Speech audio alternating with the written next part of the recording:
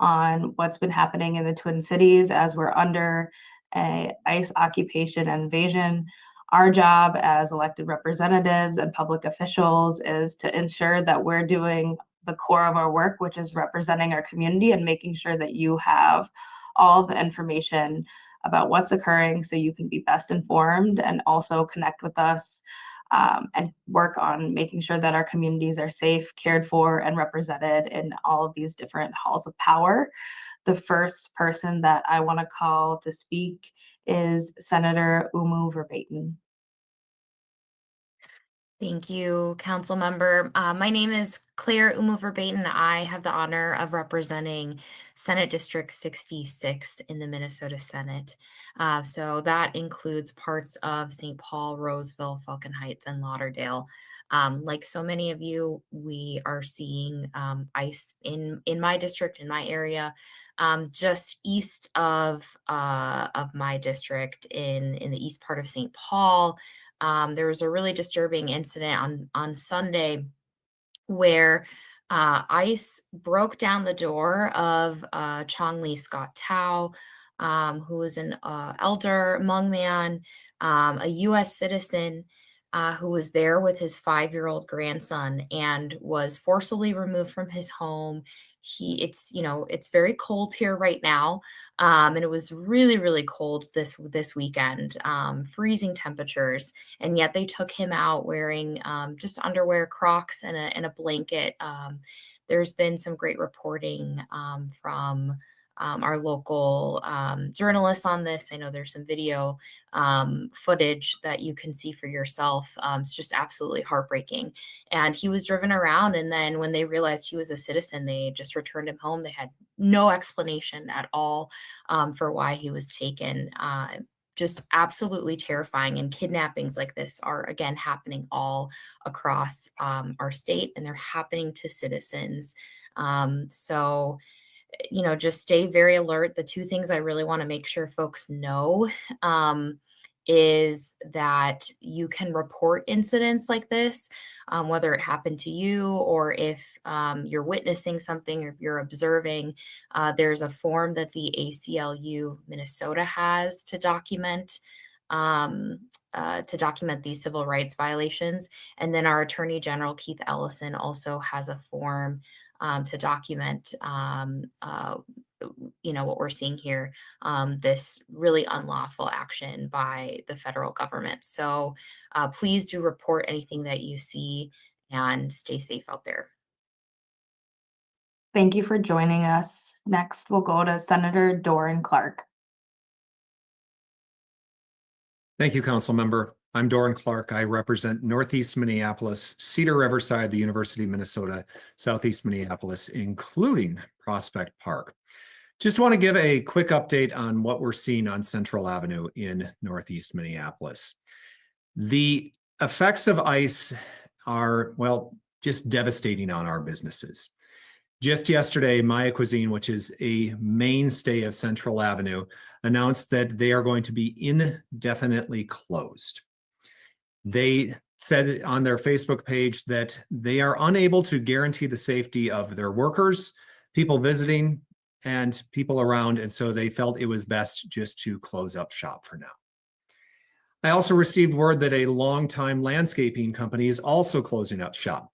They shared that all of their workers are legal, but their workers are now scared and not willing to be out and about in the community. So let's be clear who's being targeted right now. It's people of Latin descent primarily, people who look Mexican, people who look Ecuadorian, and yes, they're also grabbing Native people. It's kids, it's cooks, it's landscapers, it's families working hard to put food on the table. And as we saw yesterday at a press conference in the North Metro, even police officers have been stopped because they are deemed a worthy target. Last night, after ICE grabbed someone from 24th and Central, a family was scared to walk 2 blocks home as they'd been eating at a neighboring restaurant. My council member escorted them home, but the family asked to pray with Councilmember Elliott Payne before they walked home to ensure their safety.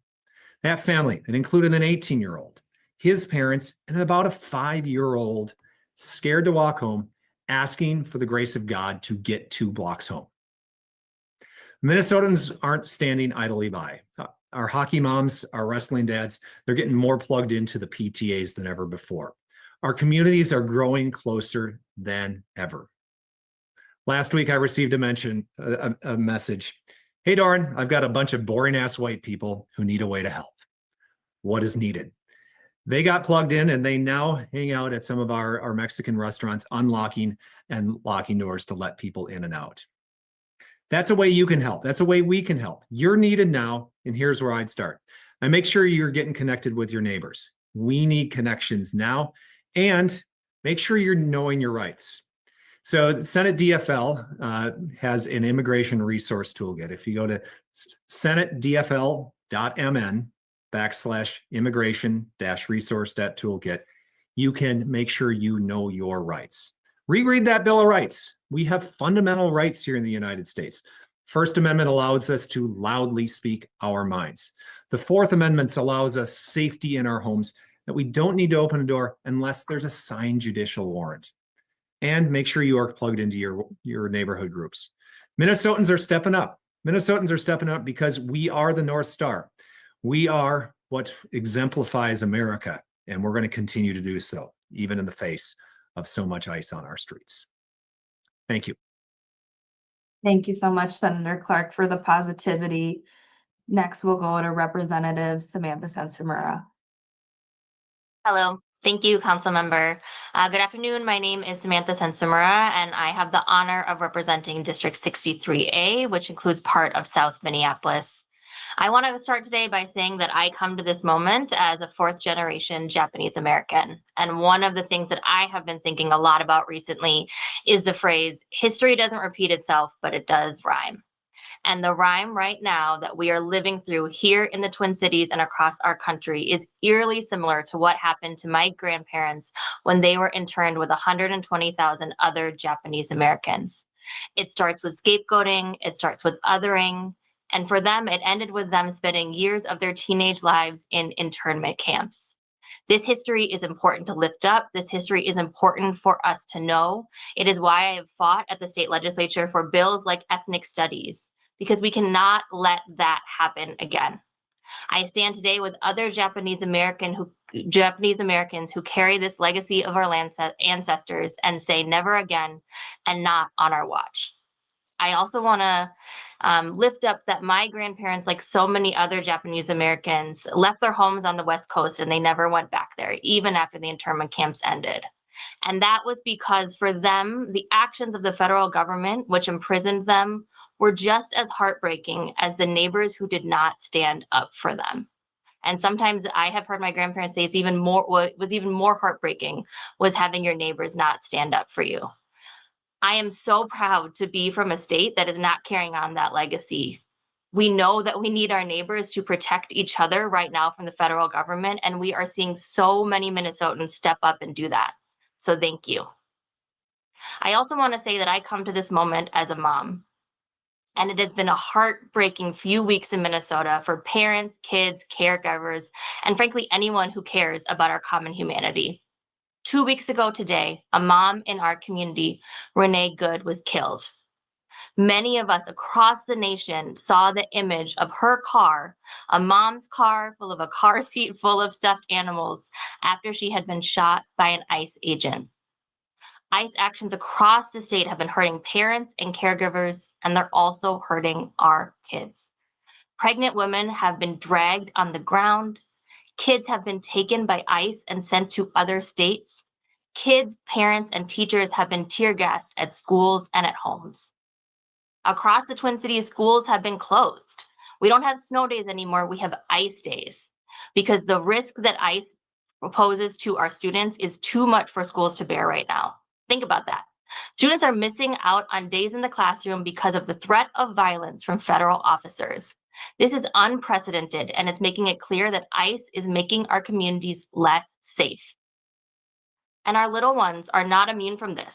The same day that Renee was killed, a beloved teacher at a daycare in my district was abducted by ICE. This comes as daycare centers across our city have been raided and faced death threats.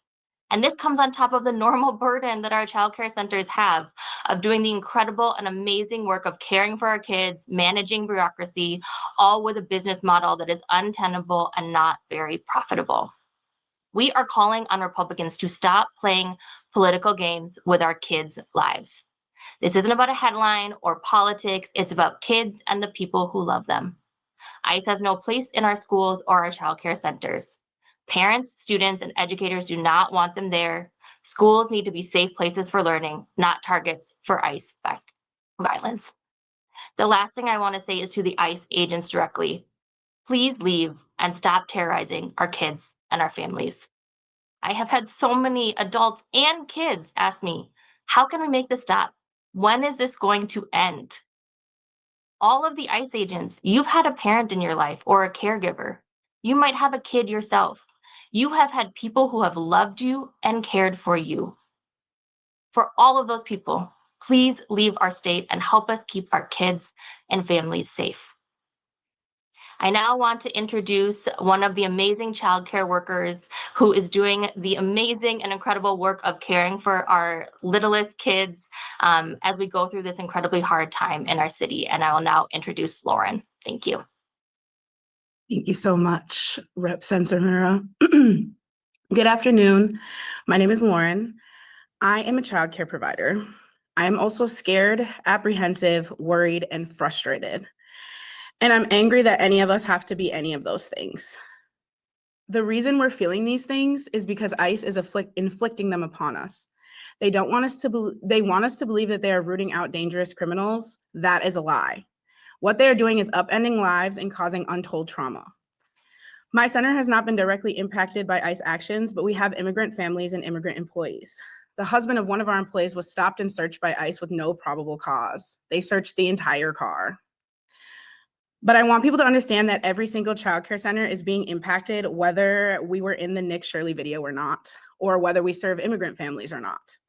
Because our own Speaker of the House, Lisa DeMuth, invited a 23-year-old YouTuber to investigate fraud, hundreds of childcare centers have received countless harassing phone calls filled with racist attacks. Hundreds of childcare centers have frightened parents and teachers. We have to strengthen all of our protocols, and we've had to write entirely new protocols for if ICE enters our building. And we've had to try to answer questions from our staff, which is nearly impossible. My job is to support our teachers. It is incredibly frustrating not to be able to do that job. I just don't have any answers. They want to know if we're going to be okay with the federal funding cuts and if they will still have their jobs, and I don't know. There is so much uncertainty and fear by design, and it's designed to make us tired so we don't fight back. But I am angry that we are living like this. I'm angry that people who look a certain way are in danger of being kidnapped off the street or from their workplaces or homes. I'm angry that my staff of color are scared. I'm angry that they have to walk around with their passports. And I am very angry that ICE agents continue to break the law. They are doing illegal things every day. Where is the accountability for the illegal actions they are taking and the terror they're inflicting? We know they are doing illegal things like violating constitutional rights and even swapping license plates. Why aren't we arresting them? They have shown that they do not care. They have shown that a strongly worded letter will not change their minds. They have shown that they are content to murder a mother before our very eyes. I'm exhausted, and this is also very heavy, but I will fight back. And our families and teachers will fight back, and our community members will fight back until we get ICE out of Minnesota. Thank you. Thank you so much, Lauren, for joining us. We'll go to Commissioner Angela Conley next. Thank you, Council Member. Good afternoon, everyone. My name is Angela Conley, Hennepin County Commissioner. I represent the south side of Minneapolis, Fort Snelling, parts of downtown southeast Minneapolis, and the University of Minnesota. And I want to recognize that we are not okay right now. And Hennepin County is mobilizing our mental health support, emergency mental health support, because if you are not okay, I want to speak directly to you right now. The county not only operates emergency mental health supports for adults, but we also have been receiving numerous requests for school-based mental health, which is something that we also provide. Our 24-hour call center is a crisis line for mental health support. There's a lot going on around us. It is heavy. What we are seeing and what we are experiencing is taking a toll on our physical, spiritual, and mental health. This crisis center that we have is also mobile. It's mobile for adults and children, and it's mobile for any neighbor who needs it 24 hours a day.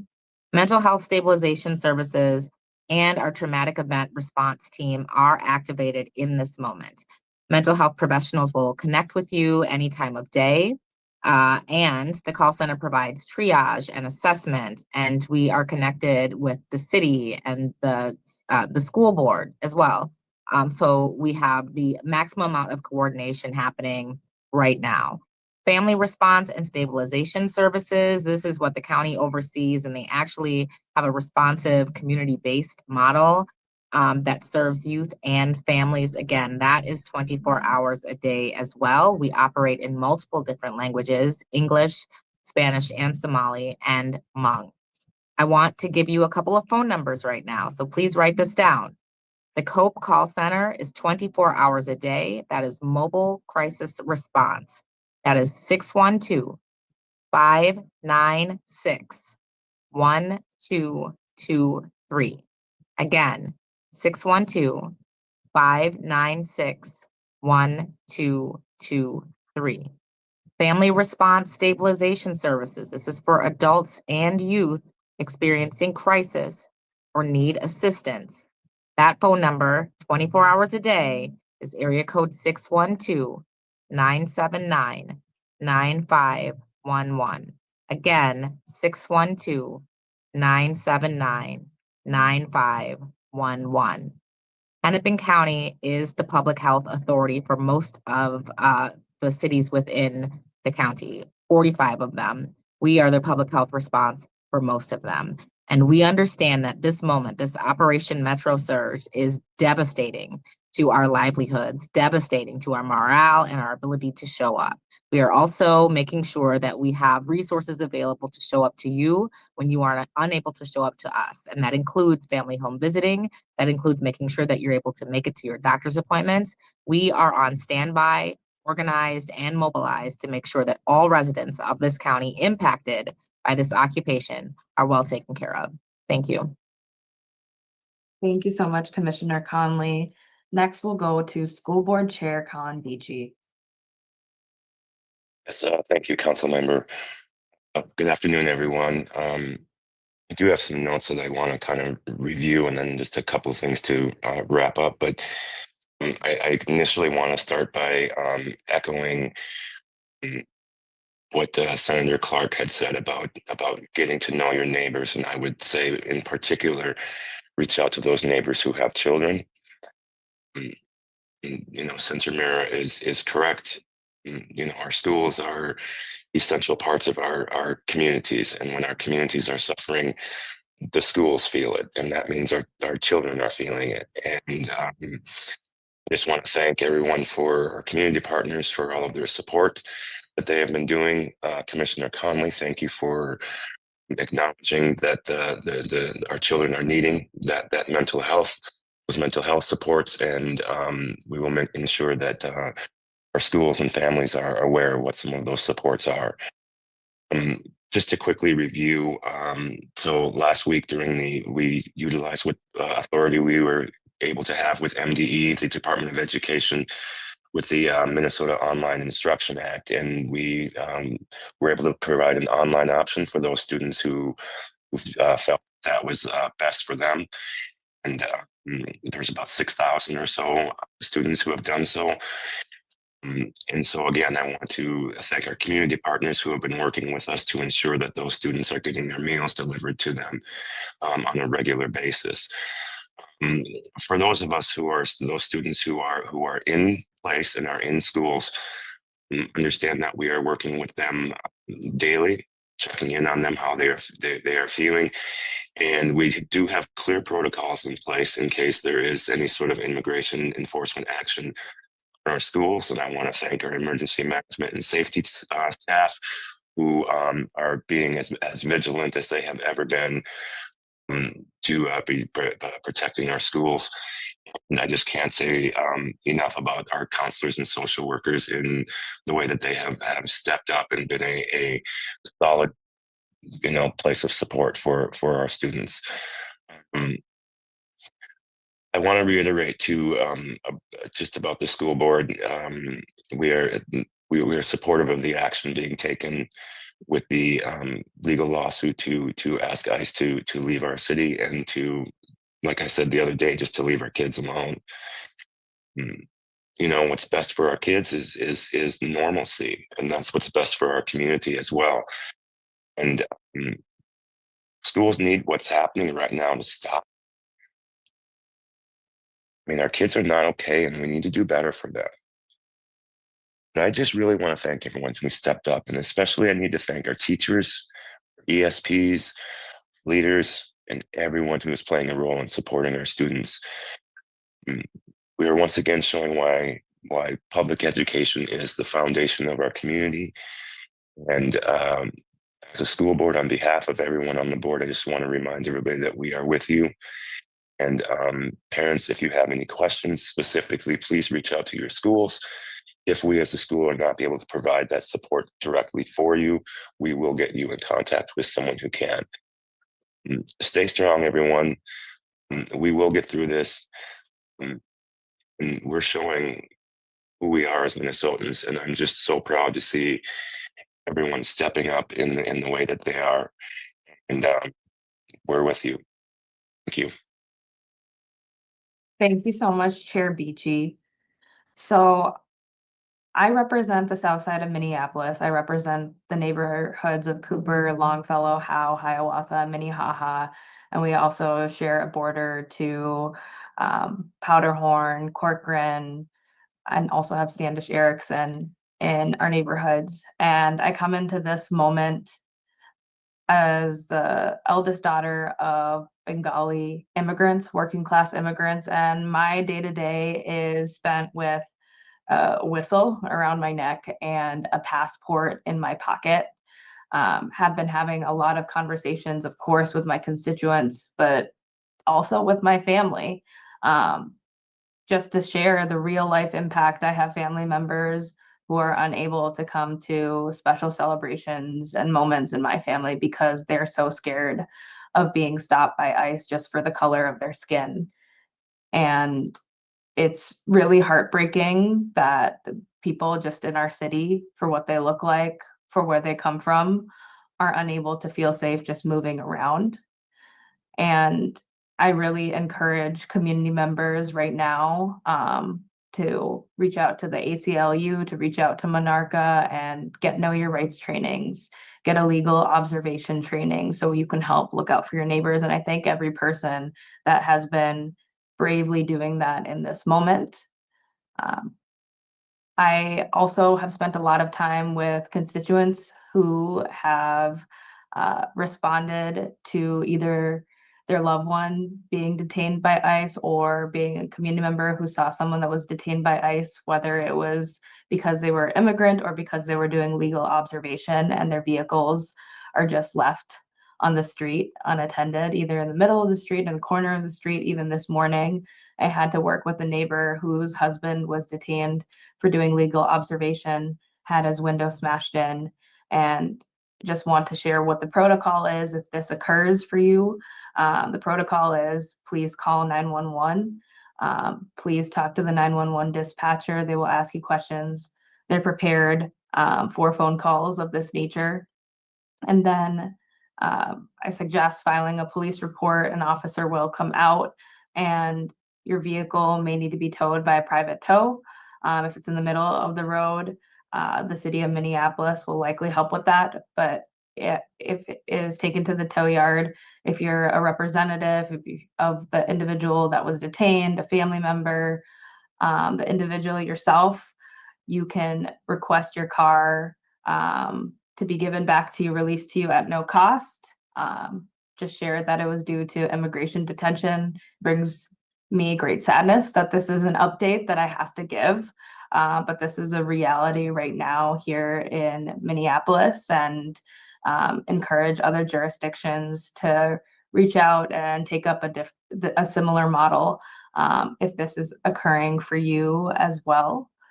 A positive update that I want to share off the ground is that every morning I have been joining different school sites during school drop-off, and even yesterday in sub-zero temperatures, even today in sub-zero temperatures, community members are there at school sites.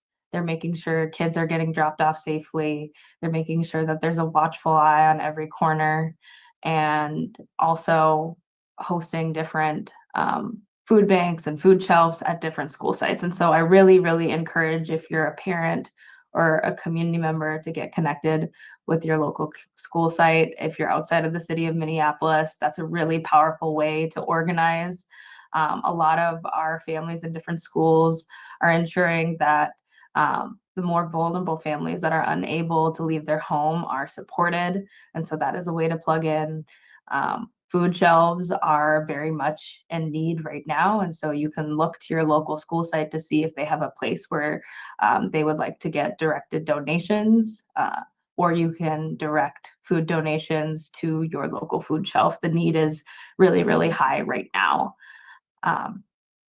This Friday, in the state of Minnesota, and especially in Minneapolis, is the Day of Truth and Freedom, January 23rd. And on that day, community members, unions, faith leaders, elected officials, local organizations, or small businesses are calling on Minnesotans to not shop, not go to work, and not go to school, and come together in solidarity to stand against this ICE occupation and show that we're united together as a community in solidarity for the neighbors who have been taken, unlawfully detained, and harmed through this brutal ICE occupation. We're going to come together, stand in solidarity. There's going to be a place for us to stand in solidarity in downtown at 2 p.m. Encourage everyone to stay safe as they're joining in on this. And I am really, really grateful to the several workers in our community, the educators, the local organizations, the local businesses that have supported this Day of Truth and Freedom. And I look forward to being out there with you. Another update that I want to give is that in a lawsuit filed by the ACLU Minnesota, December 17th, a federal judge in Minnesota has restricted how ICE agents can act against protesters and observers during this ongoing Operation Metro Surge, a large immigration enforcement effort in the Twin Cities. The judge's injunction bars agents from retaliating against arresting, detaining, or using force for chemical irritants on peaceful protesters unless there's evidence of a crime or obstruction. It also limits vehicle stops of people who are simply observing for following agents at a safe distance.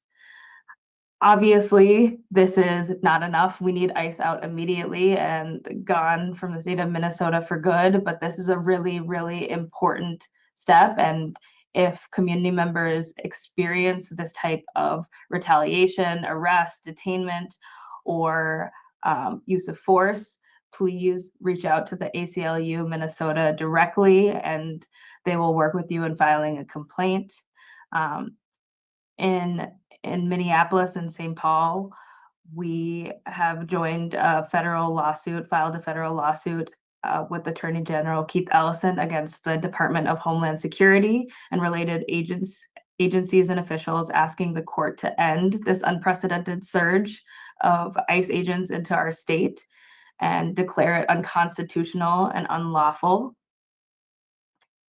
This is really, really about us as a state and a city safeguarding our ability to protect our community's well-being and get some accountability for all the harm that has been done over the last few weeks, and also hold the federal government accountable for violating basic constitutional protections. On January 14th, the judge assigned our lawsuit against the Department of Homeland Security for additional briefings for both parties. Briefings are due this week, and we'll anticipate hearing very soon from the judge. And we're asking the judge to end this dangerous surge of federal immigration enforcement. That's a formal request, and that a decision on that request has not been made yet. Another resource that I want to highlight from the city of Minneapolis is a virtual resource center. You can go to minneapolismn.gov/federal. This is a place where community members can take a look at several resources around rent and eviction assistance, mental health resources, domestic violence resources, resources around food and housing. As a Minneapolis City Council, we are still calling on Governor Walz to institute an eviction moratorium and also work on this issue of rental assistance, as we know that February 1st is quickly approaching. I want to say to Minneapolis residents, we have a policy in place that states that you have a 30-day period before an eviction notice for non-payment of rent. So if you're not able to pay your rent on time, you have a 30-day notice period of time to work to get resources, to connect into emergency rental assistance resources before eviction proceedings will begin. The last thing that I want to highlight that has been a lot of news is that Governor Walz and Mayor Frey are being investigated by the Department of Justice. This is a wholly unprecedented act, and they both have been subpoenaed. And I think it's really important to be clear that this is an act of the federal government weaponizing its power to intimidate local leaders for doing their jobs, for doing our jobs of speaking out and standing up for our communities, for upholding policies like our separation ordinance, saying that we're not going to use our limited resources as a city that we use to give out basic city services and protect our residents for the work of immigration enforcement or whatever this cruelty is. And we should not have a country in which people are living in fear of federal law enforcement for simply speaking their voice and using their First Amendment rights, for simply disagreeing with the federal government. And so I just say that as a city of Minneapolis, as a council member, we see that this is clearly wrong, and we're not going to be made to be afraid. We're not going to stop doing our jobs. We're not going to stop speaking out. And we encourage every single person in this moment to continue using their First Amendment rights, to be safe, to be vigilant. And I just want to say thank you so much to everyone that's listening on today. We'll have more updates coming on to the future. We will continue to do these Metro Ice Out briefings until there is no longer a need for it. And we are all hoping there will be a time where we can sunset this, but we're going to be here for you until that time comes. You'll see different elected officials and other public servants come onto here to give more topical and timely updates as things are evolving really quickly. And we also encourage you to reach out to us directly, especially if we are your elected representative, whether we're your council member, your school board member, your county commissioner, your state representative. Please do reach out to us. We will not be doing a briefing this upcoming Friday in solidarity with the Day of Truth and Freedom, but we will be coming back on Monday, January 26th, to do our next Metro Ice Out briefing. Thank you, everyone, for tuning in.